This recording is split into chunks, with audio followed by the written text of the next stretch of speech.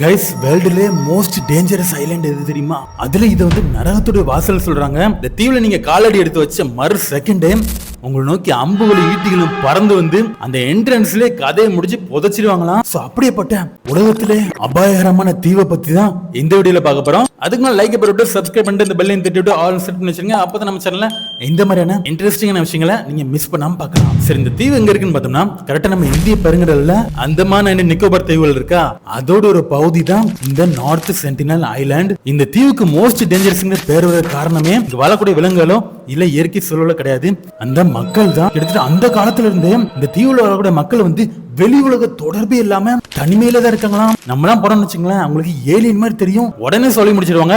ஏன் 2004 சுனாமி வந்து எல்லாருக்கும் தெரியும், இருக்குதுல மனித வரலாற்றிலேயே ஒரு பேரழிவா பதிவாச்சு. அந்த சுனாமி எல்லாம் கடந்து முடிஞ்சதுக்கு அப்புறம் நம்ம இந்தியன் கவர்மெண்ட் வந்து இந்த தீவுல மக்கள் எல்லாம் வாழ்ந்தாங்களே அவங்களுக்கு ஏதாச்சும் ஆயிருக்கான்னு செக் பண்றதுக்காண்டி ஹெலிகாப்டர் அனுப்பியிருக்காங்க. ஆனா அந்த மக்கள் அவங்களையுமே ஹெலிகாப்டர் பார்த்த உடனே அம்பு எடுத்து சட்டு சட்டுன்னு விட ஆரம்பிச்சிட்டாங்க. திரும்பி வந்துட்டு அப்ப அந்த தீவுக்கு யாரும் போகாதீங்க சொல்லிட்டு தடை பண்ணி விட்டாங்க. ஏன்னா அந்த மக்களுக்கு நம்ம காப்பாற்ற போனாலும் சரி வேற எதுக்கு போனாலும் சரி அவங்களுக்கு என்னன்னே தெரியாதாங்க. இன்னுமே அவங்க வந்து ஆதி காலத்து காட்டுவாசி மாதிரி தான், ட்ரெஸ் எல்லாம் கிடையாது, இந்த மரப்பட்டைகள் இலைகள் இதான் வச்சு கவர் பண்றாங்களாம். அப்புறம் வேட்டையாடுறது, அப்புறம் அவங்க ஆயுதம் கூட இந்த மரப்பட்டையில செஞ்ச வில் அம்பு ஈட்டி இதைத்தான் யூஸ் பண்ணி அப்டேட் இல்லாம வாழ்றாங்களாம். சோ இவ்வளவு சொன்னதுக்கு அப்புறமும் ஒருத்தர் வந்து 2018 ஜான் அலன் சவ் அப்படிங்கிற அமெரிக்காவை சேர்ந்த ஒரு மத போதகர், அவர் வந்து யாருக்குமே தெரியாம மீனவர்கள்லாம் வலுக்கட்டாயமா சம்மதிக்க வச்சு அங்க போயிடுறாரு. சோ படகுல ஒரு வச்சு கொண்டு வந்து மீனவர்களும் குறிப்பிட்ட தூரத்தில் நிப்பாட்டு, அப்பா இதுக்கு மேல நாங்க வரமாட்டோம், நீங்க வேணா போயிட்டு வாங்க சொல்லிட்டு வழி அனுப்பவே ஃபர்ஸ்ட் ஏதோ அவர் என்ட்ரானே தாக்குதல் நடத்திருக்காங்க, தப்பிச்சு வந்துடுறாரு. சோ அதோட போயிடுறாம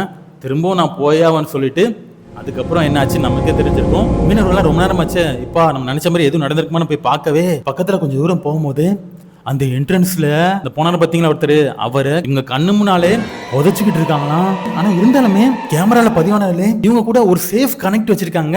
யாருன்னு பார்த்தோம்னா 1991 குழு வந்து ஒரு போட்ல சில பரிசு பொருட்கள் வச்சுட்டு இந்த தீவு பக்கமா போயிருக்காங்க. போறது பார்த்தோன்னா அவங்களுமே அலர்ட் ஆகி என்ட்ரன்ஸ்ல வந்து குவிய ஆரம்பிச்சுட்டு பாத்துக்கிட்டே இருந்திருக்காங்க. ஆனா என்ன மயமா வந்துருமோ தெரியல, இவங்க கையில எதுவும் கொண்டு வந்தனாலதான் அலோவ் பண்ணாங்க தெரியல, அவங்க வந்து வாங்கிட்டே போறாங்க. இது வந்து 100% தான் இந்த மாதிரி தப்பிக்க வாய்ப்பு இருக்குன்னு சொல்றாங்க. இன்னொரு விஷயம், நம்ம கவர்மெண்ட் வந்து இந்த தீவுக்கு போக கூடாதுன்னு சொல்லிட்டு தடை பண்ணதுக்கு இன்னொரு ரீசன் பார்த்தோம்னா அங்க உள்ள மக்களுடைய இம்யூனிட்டி நோய் எதிர்ப்பு சக்தி வந்து ரொம்ப ரொம்ப கம்மியா இருக்குமா. ஏன்னா நம்ம வந்து நார்மலான வேர்ல்டு லெவலில் தான் எல்லா நாடுகளுக்கும் டிராவல் பண்றோம்.